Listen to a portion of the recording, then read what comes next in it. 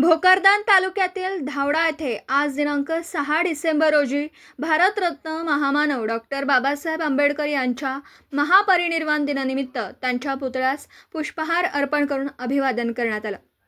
भावलाल भाऊ वैरी आणि अक्षय देशमुख यांनी डॉक्टर आंबेडकरांच्या पुतळ्यास पुष्पहार अर्पण करत त्यांना विनम्र अभिवादन केलं।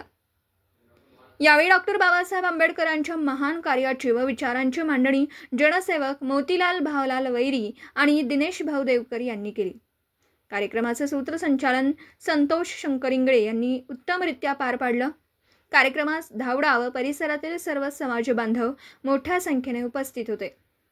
तसेच विझोरा येथील सचिन पाटील, गावंडे, ज्ञानेश्वर आहेर, गजानन वेल्हाळ, संतोष पवार, संतोष इंगळे, रामदास इंगळे, दिलीप साबळे, समाधान साबळे, गोविंदा गवळी, प्रवीण इंगळे, रोहिदास वैरी, लक्ष्मण वैरी, दीपक साबळे, सचिन इंगळे, दीपक निकाळजे यांसह अनेक नवतरुण मंडळींनीही कार्यक्रमात उत्स्फूर्त सहभाग नोंदवला।